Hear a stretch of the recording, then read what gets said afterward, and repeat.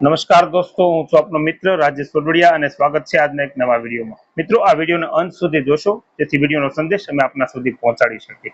તો આવો જોઈએ, સરસ મજાનો એક વિડીયો છે કે ગોળ નાખો એટલું ગળ્યું થાય। એક નાનકડા ગામમાં કરશન નામના એક સાદા અને મહેનતુ ખેડૂત રહેતા હતા। તેઓ જીવનમાં સહકારની ભાવનાને ખૂબ જ મહત્વ આપતા હતા। તેઓ જીવનનો સાચો અર્થ સમજતા હતા। કરશન દરેક સાથે દયાળુ અને મદદરૂપ રહેતો હતો અને માનતો હતો કે આદર અને પ્રેમથી દરેક સમસ્યાનો ઉકેલ લાવી શકાય છે। એક દિવસ ગામમાં ભારે વરસાદની આગાહી કરવામાં આવી।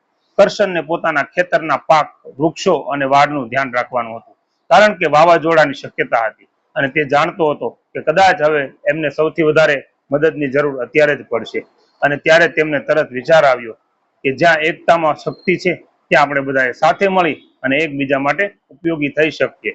જોકે તેમના ખેતરની નજીક કેટલાક ખેડૂતોએ તેમનું કામ બેદરકારીથી કર્યું હતું અને તેથી તેઓ એકબીજાથી અલગ રહેતા હતા, પરંતુ કરશને તેમની સાથે સહકાર અને પ્રેમથી જઈ અને વાત કરી। મિત્રો, જો આપણે સાથે મળી અને કામ કરીએ તો વાવાઝોડા અને વરસાદને પણ વધુ સારી રીતે સામનો કરી શકશું।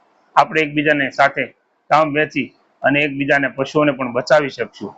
આવી રીતે કરશને ત્યાં જઈ અને વાત કરી।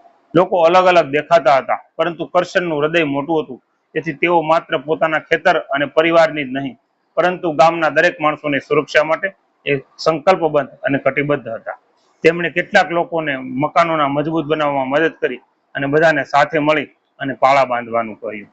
થોડી જ વારમાં ગામના બધા ખેડૂતોએ આ સહકારથી કામ કરવાનું શરૂ કર્યું। કરશનની વાત માની અને બધાએ એકબીજાને સહકાર આપવા માંડ્યા અને એકબીજાને મદદ કરવાનો માર્ગ છે એ બતાવવા માંડ્યા અને સાથે મળી અને ઘણા લોકોની મદદ કરી। કામમાં એકતા અને વિશ્વાસ હતો અને આખરે ખેતરો, મકાનો અને વાવેલા પાક એ સંપૂર્ણ રીતે સુરક્ષિત થઈ ગયા। જ્યારે વાવાઝોડું આવ્યું ત્યારે ઘણા ખેતરો બચી ગયા હતા।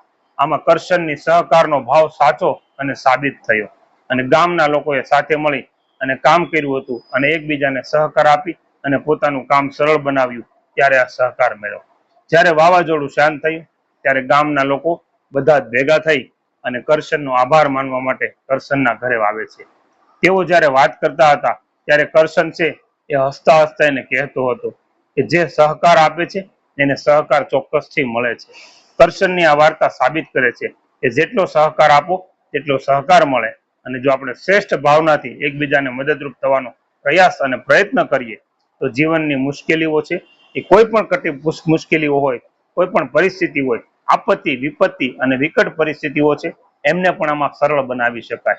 મિત્રો, આ વાર્તાનો કહેવત છે કે ગોળ નાખો એટલું ગળું થાય, એ કહેવત છે અહીંયા સાચી ઠરવાય છે, કારણ કે જે સહકાર અને મદદથી જીવનમાં સકારાત્મક પરિણામો પ્રાપ્ત થવાની જે વાત કરે છે એ વાત અહીંયા સાબિત થઈ છે। એક વ્યક્તિના વિચાર દ્વારા સૌ એક સાથે જોડાયા અને સૌએ એકબીજાને સાથ અને સહકાર આપ્યો અને ત્યારે આ ગામનું કામ છે એ શક્ય બન્યું અને બધા જ છે મુશ્કેલીમાંથી બચી ગયા અને સૌ ખુશ થયા।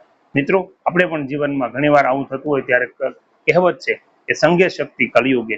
કલયુગની અંદર સૌથી મોટી કોઈ શક્તિ હોય એ તો સંગઠન શક્તિ છે અને સંગઠનથી શક્તિથી ધારો એ કામ થઈ શકે છે। દોસ્તો, આપને કેવી લાગી આ વાર્તા એમને કોમેન્ટ કરી અને ચોક્કસથી જણાવશો અને આવા જ બીજી વાર્તા અને વિડીયો જોવા માટે અમારા આઈડીને ફોલો કરશો, યુટ્યુબ ચેનલને સબસ્ક્રાઇબ કરશો, લાઇક શેર કરીને આપના પ્રતિભાવ છે એ કોમેન્ટમાં જરૂરથી આપશો। Thank you. જય હિન્દ, જય ભારત, જય જય ગરવી ગુજરાત।